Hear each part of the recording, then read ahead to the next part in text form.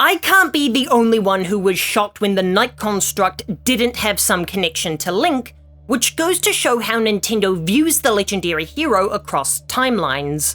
Not as some renowned figure who was widely beloved for his heroism, but as a mute body that serves as a vessel for the skills needed to banish evil.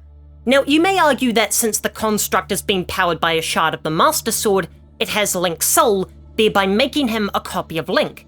But the construct shows no visible reaction to Zelda, and while these incarnations aren't bound by the Triforce, I find it hard to believe that the essence of Link wouldn't resonate when in contact with Zelda.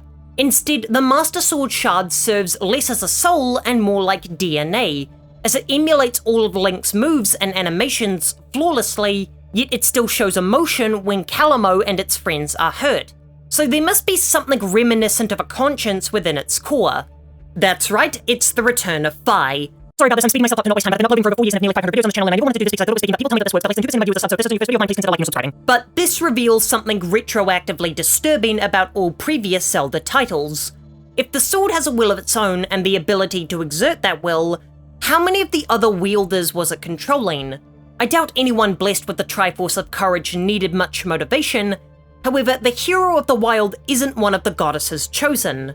And what's more, he's a blank slate as his memories were erased over his slumber. And this can be seen in the primary gameplay of Breath of the Wild, where you screw around for hundreds of hours before going to face Ganon. See, the ludonarrative dissonance of this imminent threat clashes with the death mountains of optional content every player will indulge in. And what are the two requirements for unlocking the true ending in Breath of the Wild and Tears of the Kingdom? Regaining all of the lost memories, and reclaiming the Master Sword. So over the course of the game, are we re-brainwashing Link into a stalwart hero? And is the true version of Link the one who endlessly and curiously explores every nook and cranny of Hyrule before making any meaningful progress?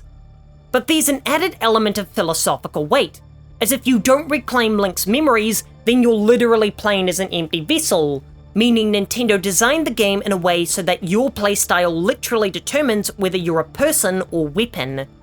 The end result is that Age of Imprisonment might actually depict the most honest version of what Nintendo has always viewed Link as, a pure heroic archetype rather than a person.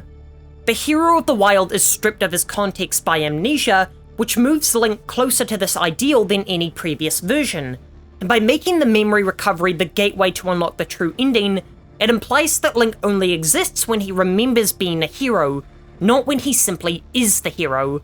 Otherwise, he's just a construct wearing the hero's face.